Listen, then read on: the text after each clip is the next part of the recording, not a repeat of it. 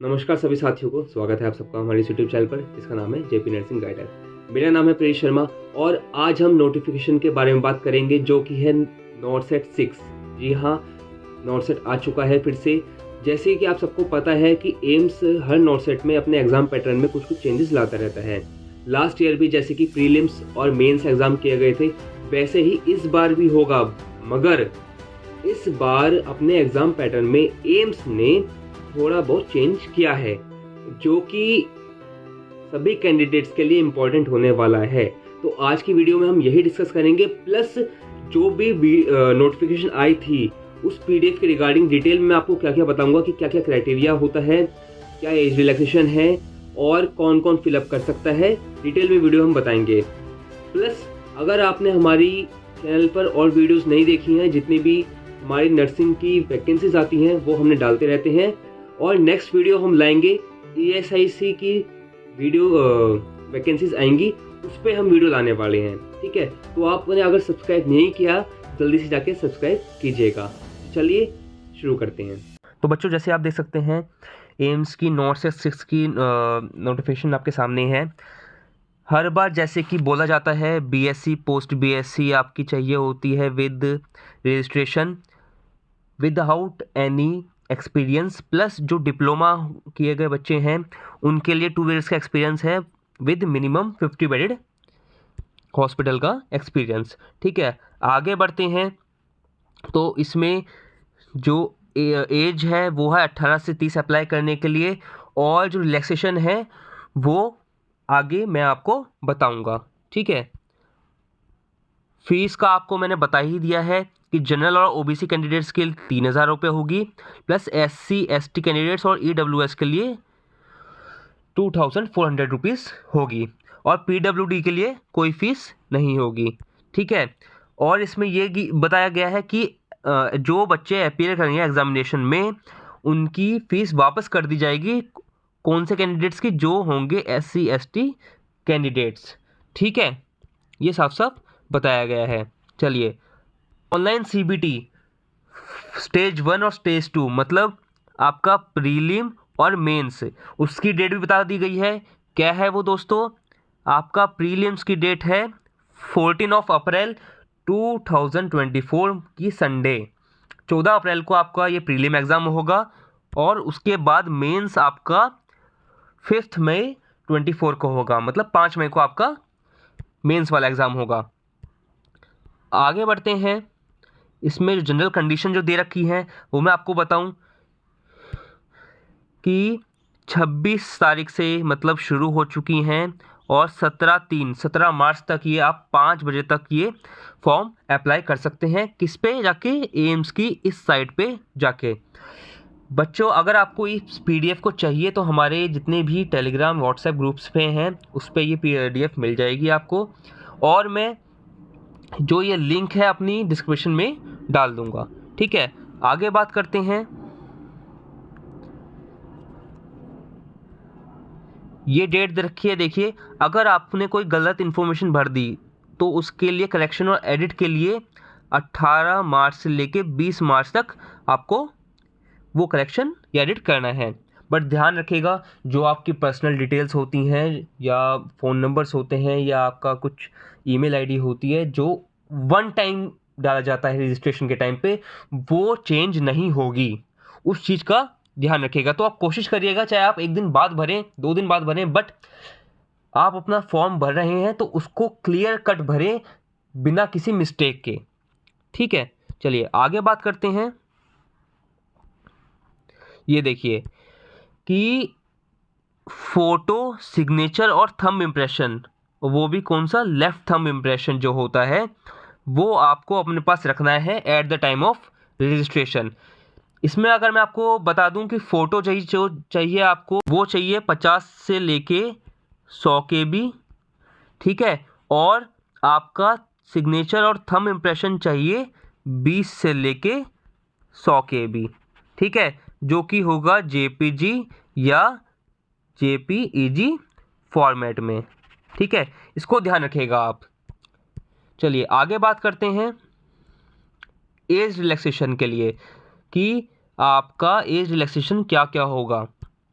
तो बताया गया है कि जनरल कैटेगरी के लिए अपर एज लिमिट जो है वो 30 साल है, कि 30 साल की अगर आपकी एज है आप उसमें बढ़ सकते हो वो। और वो 30 साल कब तक होनी चाहिए, जो ये होनी चाहिए आपका जो आप हम exam last date of exam fill करने की फॉर्म है वो। ठीक है। अब SC ST के लिए 5 साल मतलब 35 ईयर्स एज हो जाती है। OBC के लिए 33 हो जाएगी। ठीक है। PWD के लिए 10 ईयर्स हो जाता है। आगे बात करते हैं जो सेंट्रल गवर्नमेंट एम्प्लॉयज़ हैं, ठीक है, उनके लिए 5 साल का एज रिलैक्सेशन दे रखा है। अब बच्चों बात आती है सबसे इम्पोर्टेंट जो है कास्ट और कैटेगरी सर्टिफिकेट की जो होती है।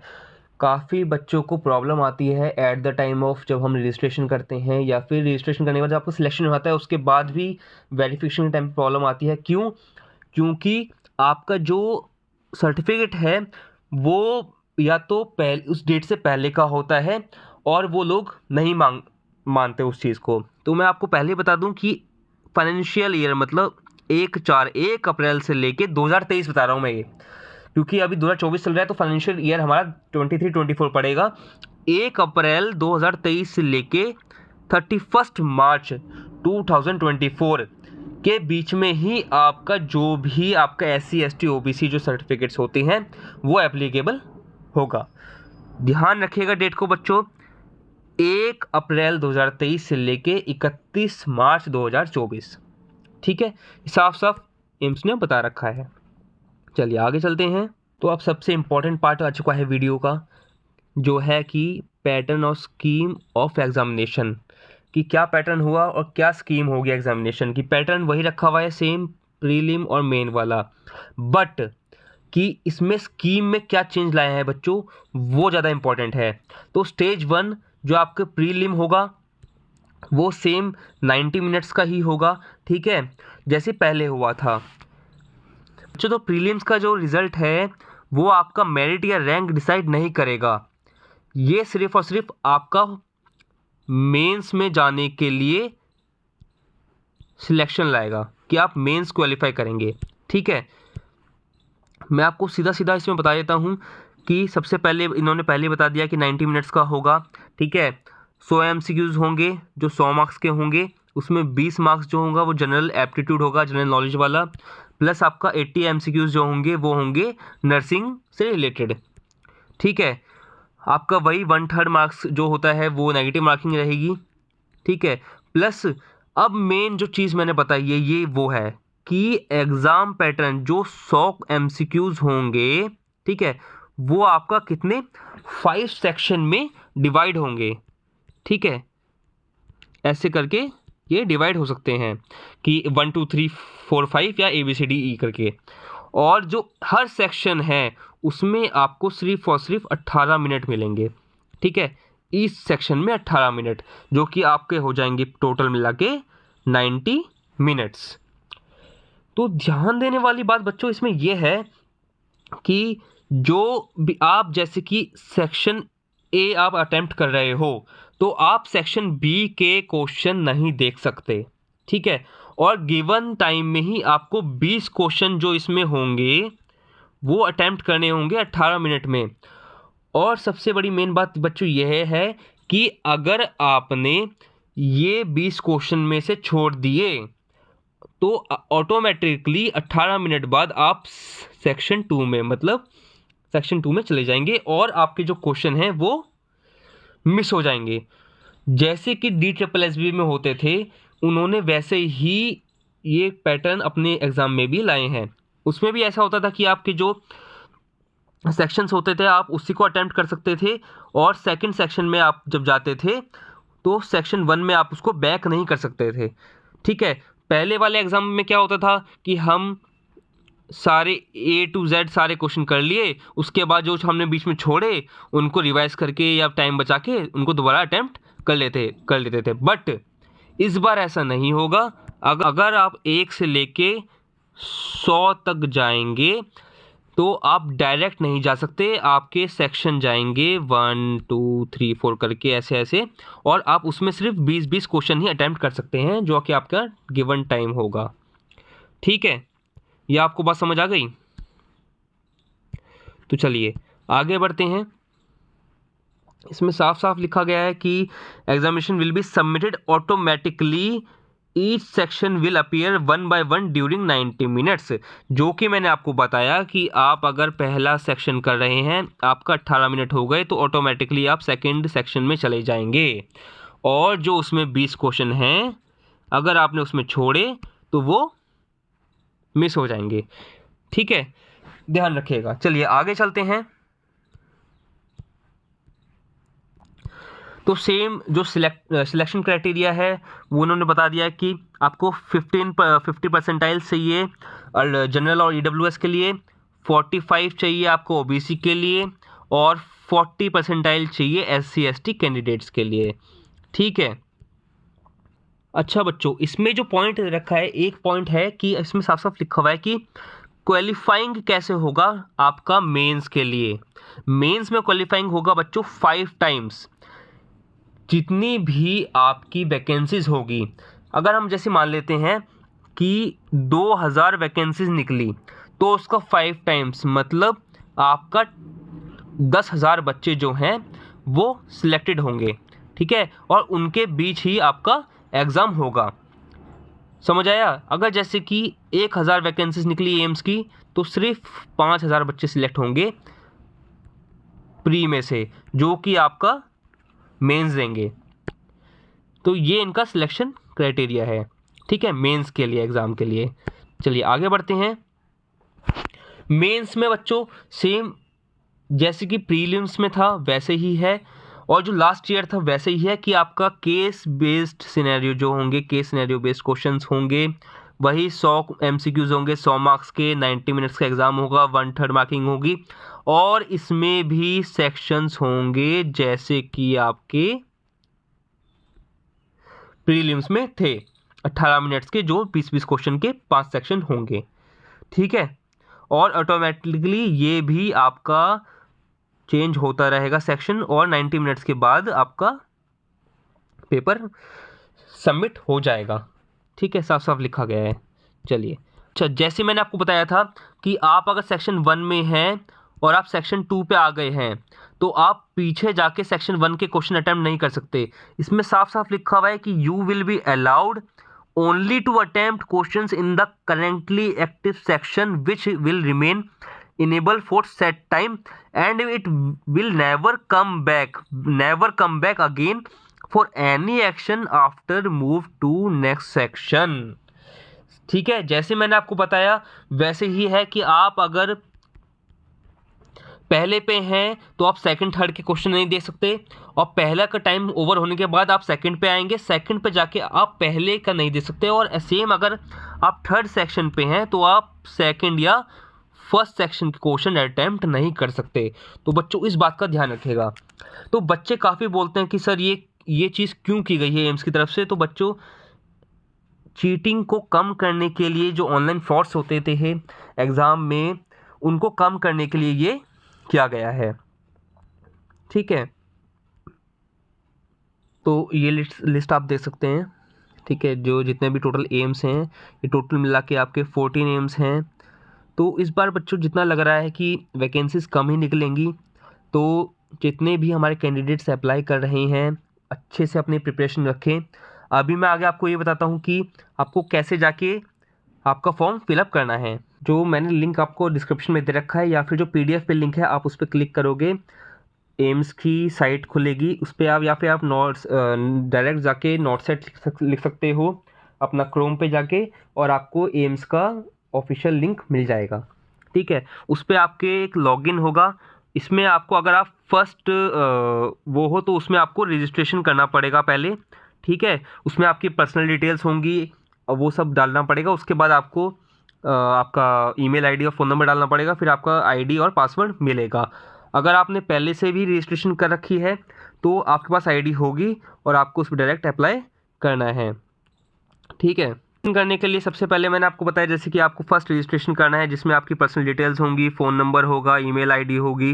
ध्यान रखिएगा, आप ये मत करिएगा कि मैं ट्राई करके देखता हूँ। जब आप अप्लाई कर रहे हैं तो सब कुछ साथ में लेके बैठें। ठीक है, अपनी करेक्ट मोबाइल नंबर, आपका ईमेल, जो प्रॉपर वर्क कर रहा हो जिस पे आपका OTP आएगा रजिस्ट्रेशन करने के लिए, ठीक है, उसमें ध्यान रखिएगा। आगे बात करें, आपका क्वालिफिकेशन और एड्रेस डिटेल मांगी जाएगी। क्वालिफिकेशन मतलब कि आपने BSc कर रखी है या फिर आपने डिप्लोमा कर रखा है, तो उसमें आपका बताया जाएगा कि आपको क्या क्या डालना है, आपका रजिस्ट्रेशन होगा, ठीक है। साथ में आपका जो एड्रेस डिटेल्स होंगी उसमें प्रूफ मांगा जाएगा कि आपका क्या क्या एड्रेस है, वो सब डाला जाएगा। फिर नेक्स्ट आपका आता है आपका एक्सपीरियंस डिटेल्स। अगर चाहे आप BSc हो तो उसमें एक्सपीरियंस नहीं चाहिए, मगर अगर आप डिप्लोमा कर रखा है आपने तो आपको उसमें एक्सपीरियंस चाहिए, ठीक है, आपको उसमें एक्सपीरियंस चाहिए और 2 साल का, और आपको वो इसमें डालना है, ठीक है।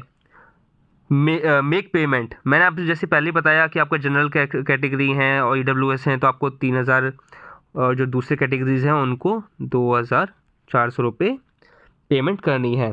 तो इस चीज़ के लिए बच्चों साथ साथ में ही अपने पास डेबिट कार्ड या क्रेडिट कार्ड जो भी आपके पास है उनको रखिए पेमेंट के लिए, ठीक है, जो आपको बाद में प्रॉब्लम ना हो। उसके बाद आपको सिटी चॉइस डालना है। जैसे कि अभी अभी पोर्टल खुला है तो जितने भी अप्लाई करते हैं कैंडिडेट स्टार्टिंग में उनको सिटी चॉइस के हिसाब से अपने सेंटर मिल जाते हैं, ठीक है। आगे बात करते हैं हम आपका इमेज अपलोड। अब इमेज अपलोड में क्या है बच्चों, इमेज अपलोड में आपको बताऊं कि इमेज अपलोड में आपका एक तो मैंने आपको बताया था कि आपको फ़ोटो होनी चाहिए, ठीक है, जो मैंने आपको अभी बताया था कि फ़ोटो आपका 50 से लेके 100 KB के बीच में होनी चाहिए, JPG और JPEG फॉर्मेट में। साथ में आपका थंब जो इम्प्रेशन होता है वो जो कि लेफ़्ट थंब होना चाहिए, प्लस आपका सिग्नेचर जो होगा, सिग्नेचर होना चाहिए। फ़ोटो का बच्चों ध्यान रखना कि इसमें जो है वाइट बैकग्राउंड में आपका फ़ोटो होनी चाहिए, ठीक है। कितनी बार होता है जो नॉर्मल हम फ़ोटो डाल देते हैं, एक तो आपका ये न्यूली होनी चाहिए, ज़्यादा पुरानी फ़ोटो नहीं होनी चाहिए, साफ साफ एम्स ने बता रखा है। ये सब करने के बाद अच्छा, और इमेजेस के साथ साथ आपका जो एड्रेस प्रूफ होगा जैसे कि आधार, ड्राइविंग लाइसेंस, जो भी आप प्रूफ रखेंगे वो भी उसकी भी एक फ़ोटो जो नॉर्मल साइज़ होता है उसमें बना लीजिएगा, ठीक है। उसके बाद लास्ट में सब कुछ करने के बाद बच्चों प्रिंट करना ना भूलिएगा।